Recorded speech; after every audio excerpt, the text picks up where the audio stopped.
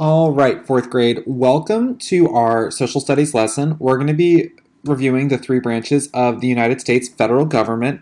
So just to review for everybody, the federal government is the government that controls the entire country. So we talked about state governments last week in our class, and we said, the state government's how each state has a governor and has like a state House of Representatives and a state Senate, and that helps the state make decisions.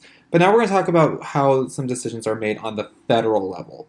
So let's jump in.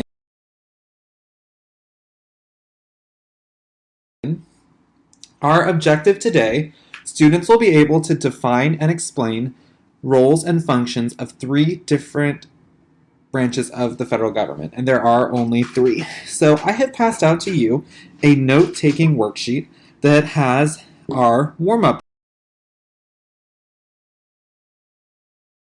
on it. So our warm-up directions state, using your note-taking worksheet, answer the following three questions. 1. Who is the President of the United States? 2. How many senators are there in the United States Congress? And 3. How many justices sit on the Supreme Court? So we're going to take a minute, and I'm going to let you guys just jot down your answers. I'm going to give you about 30 seconds to think about these answers and write them down. And if you don't know an answer, that's okay, because we're going to go over them in a minute. So just be thinking about the president and what they do, how many senators there are. I'll give you a hint. There's 2 from each state. And how many justices sit on the Supreme Court, which I'll also give you another hint. It is an odd number, less than 10. So I'm going to go ahead and give you guys about 10 more seconds to think up those answers.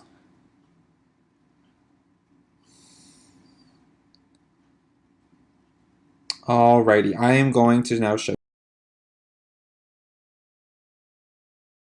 the answers. So, who is the President of the United States? Donald Trump. Very good. How many senators are in the United States Congress?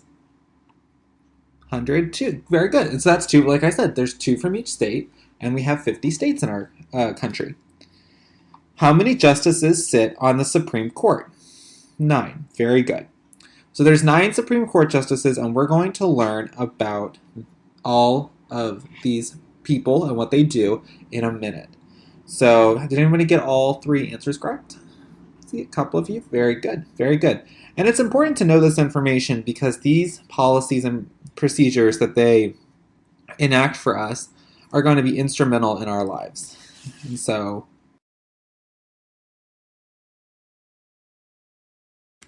let's talk. There are 3 branches of our government.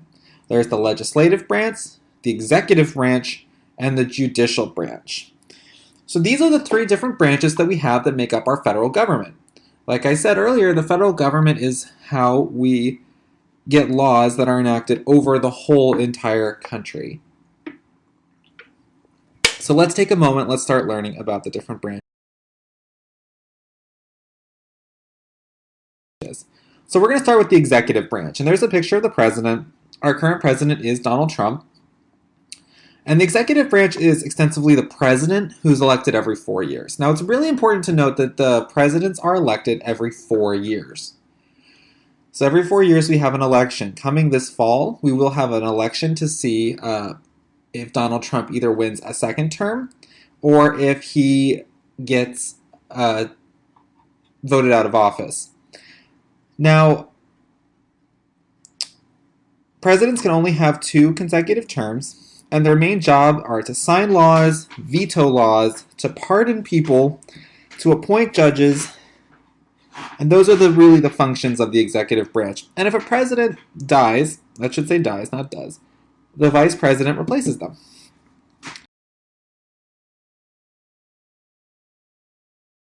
So we've had 45 presidents, and this graphic right here is it's not the world's greatest picture, but as you can see, we've had a lot of presidents, 45 to be exact, and at the end you'll see President Trump.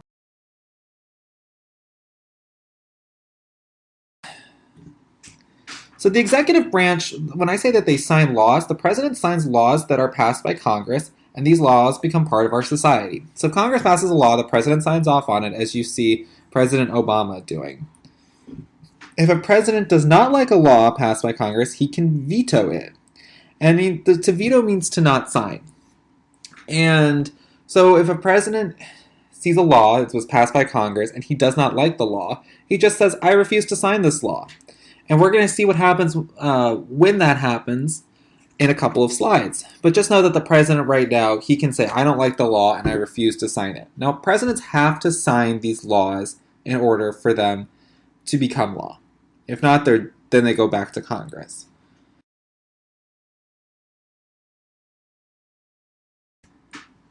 The executive branch also pardons people, so people who have committed crimes may receive a pardon or forgiveness from the president, and these people will be released from prison if they are in prison. So there are sometimes various people that get pardons from the president, and the presidents also appoint judges. So I'll give everybody 5 more seconds to make sure that all of our blanks are filled in. So I know this is a lot of information, but you guys are doing great.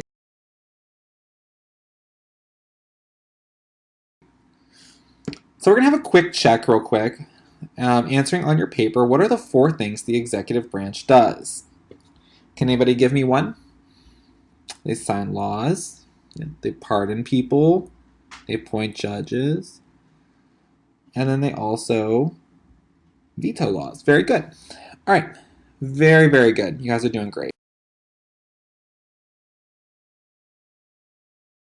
So next we're going to talk about the legislative branch. It's also known as Congress. So there's 2 parts. There's the House of Representatives and the Senate. So the legislative branch has 2 different parts that make it up. There's the House of Representatives, which we're going to find out more about in a second, and the Senate, which we're going to learn about after the House of Representatives. So these are the 2 parts of the legislative branch.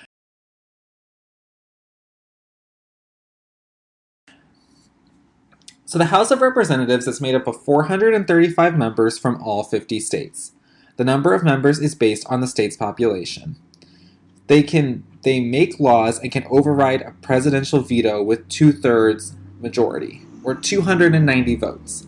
So if the president, like we said, decides he doesn't like a law and doesn't want to continue with it, he says no, but the House of Representatives can override that veto, which means they say, I don't care that the president doesn't like it, we're going to pass this law, and they need 290 votes to do it, which is hard, it's 2/3. The state with the most representatives is California with 53. So California is our most populated state. There are a whole bunch of states, like Wyoming and South Dakota, for example, that only have 1 representative. And then there's, the mid-sized states, for example, like New Jersey, where we currently are.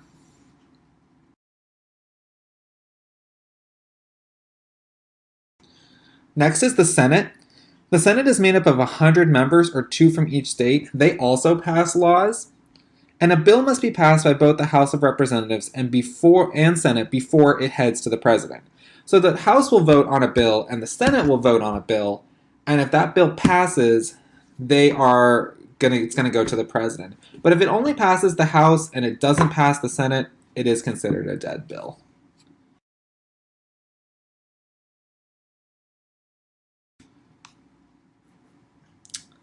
So we're going to do another quick check real quick. So how many members of the House of Representatives are there? And how many members of the Senate? The Senate's easy. Can anyone tell me? Yeah, 100. But does anybody remember how many members of the House of Representatives there are?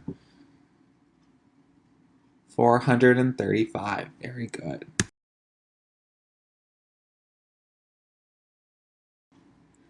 So next we're going to talk about the judicial branch. So the judicial branch is the Supreme Court, and they're appointed by the president for life. So here's a picture of our current Supreme Court justices.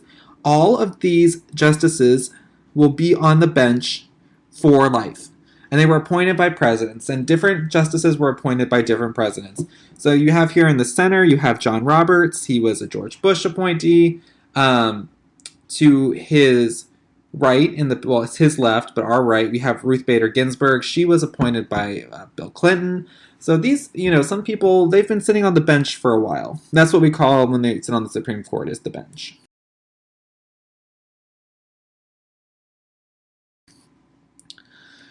So the judicial branch is 9 justices on the Supreme Court.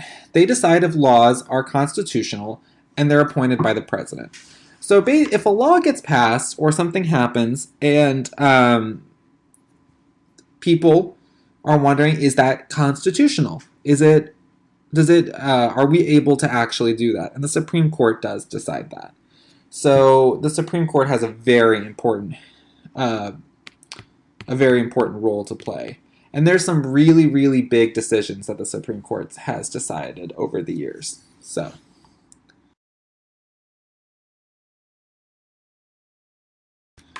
and our final quick check, how many Supreme Court justices are there? That's another pretty easy one. How many? 9. Very good. All right, so your note-taking question, or excuse me, your note-taking worksheets have these 4 questions on it at the end. So let's review. How many representatives does it take to override a presidential veto? 2/3 or 290. Very good. So how many representatives does it take to get a 2/3 majority in the House? 290. Very good. How about in the Senate? That's right. The Senate it would take 67. Now, I know from math, we know that 100 divided by 3 is 66.6. But a senator can't be 0.6 of a person. So it takes 67 because we round up. Do you know why Congress is divided into 2 chambers? We didn't really touch on this key point, but it's going to be very important for a future lesson when we talk in history about the Continental Congress in a couple weeks. Congress is divided into 2 chambers just because one chamber is based on population and one chamber is just 2 senators from each state. It's made to make everything fair, to make sure that the interests of states like California and New York don't trump those of states like Wyoming and South Dakota. And if the president dies, who replaces them? Right, the vice president.